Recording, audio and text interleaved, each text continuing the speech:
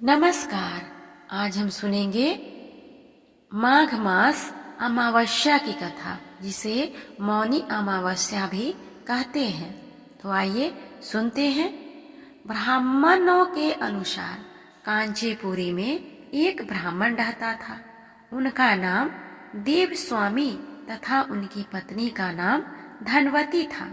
उनके 7 पुत्र तथा एक पुत्री थी। पुत्री का नाम गुणवती था। ब्राह्मणों के 7 पुत्रों का विवाह करके बेटी के लिए वर खोजने अपने सबसे बड़े पुत्र को भेजा। उसी दौरान किसी पंडित ने पुत्री की जन्म कुंडली देखी और बताया, सप्तपदी होते होते यह कन्या विधवा हो जाएगी। तब उस ब्राह्मण ने पंडित से पूछा, पुत्री, इस वैधव्य दोष का निवारण कैसे होगा? पंडित ने कहा, सोमा के पूजन करने से वैधव्य दोष दूर होगा। फिर सोमा का परिचय देते हुए उसने बताया, वह एक धोबन है। उसका निवास स्थान सिंघल द्वीप है। उसे जैसे तैसे प्रसन्न करो और गुणवती के विवाह से पूर्व उसे वहां बुलाओ। तब देव स्वामी का सबसे छोटा लड़का बहन और को अपने साथ लेकर सिंघल द्वीप जाने के लिए सागर तट पर चला गया। सागर पार करने की चिंता में दोनों एक वृक्ष की छाया में बैठ गए। उस पेड़ पर एक घोंसले में गिद्ध का परिवार रहता था।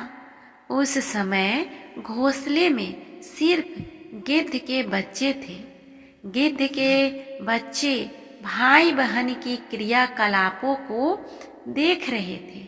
सायंकाल के समय उन बच्चों यानी कि गिद्ध के बच्चों की माँ आई तो उन्होंने भोजन नहीं किया। वह अपनी माँ से बोले, नीचे 2 प्राणी सुबह से भूखे प्यासे बैठे हैं। जब तक वे कुछ नहीं खा लेते तब तक हम भी कुछ नहीं खाएंगे। तब दया और ममता के वशीभूत गिद्ध माता उसके पास आई और बोली, मैंने आपके इच्छाओं को जान लिया है। इस वन में जो भी फल फूल कंद मूल मिलेगा मैं ले आती हूँ, आप भोजन कर लीजिए। मैं प्रातः काल आपको सागर पार कराकर सिंघल द्वीप की सीमा के पास पहुँचा दूंगी। और वे दोनों भाई बहन माता की सहायता से सोमा के यहाँ जा पहुँचे। वे नित्य प्रातः उठकर सोमा का घर झाड़ कर लीप देते थे। एक दिन सोमा ने अपनी बहुओं से पूछा, हमारे घर कौन बुहारता है और कौन लीपता पोतता है?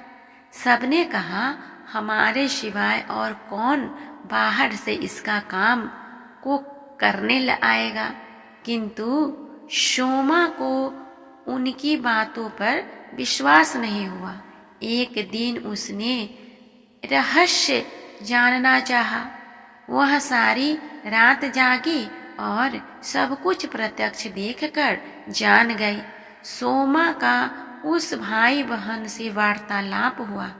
भाई ने सोमा को बहन संबंधी सारी बात बतला दी। सोमा ने उनकी श्रम साधना तथा सेवा से प्रसन्न होकर उचित समय पर उसके घर पहुँचे और वरदान देकर कन्या के वैधव्य दोष निवारण का आश्वासन दे दिया। मगर भाई ने उससे अपने साथ चलने का आग्रह किया। आग्रह करने पर सोमा उनके साथ चल दी।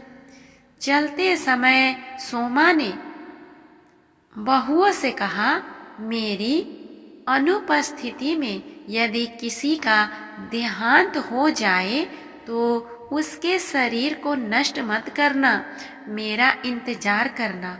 और फिर सोमा बहन भाई के साथ कांचीपुरी पहुंच गई। दूसरे दिन गुणवती के विवाह का कार्यक्रम तय हुआ।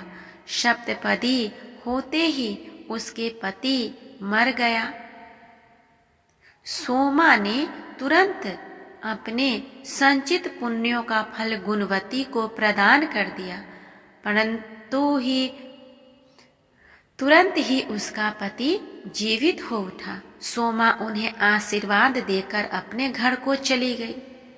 उधर गुणवती को पुण्य फल देने से सोमा के पुत्र जामाता तथा पति की मृत्यु हो गई। सोमा ने पुण्य फल संचित करने के लिए मार्ग में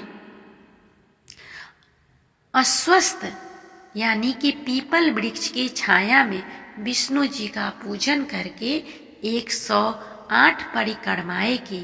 उसके पूर्ण होने पर उसके परिवार के मृतक जन जीवित हो उठे। निष्काम भाव से सेवा का फल मधुर होता है। इस व्रत का यही लक्ष्य है। इस तरह हमने सुना मौनी अमावस्या व्रत की कथा। यह व्रत कथा कैसा लगा प्लीज कमेंट करके बताएं, और अगर अच्छा लगे तो आप मेरे वीडियो को लाइक और शेयर कर ले, साथ ही मेरे चैनल को भी सब्सक्राइब कर ले, ताकि जब भी इस तरह का वीडियो अपलोड करूं उसका नोटिफिकेशन सबसे पहले आपको मिले।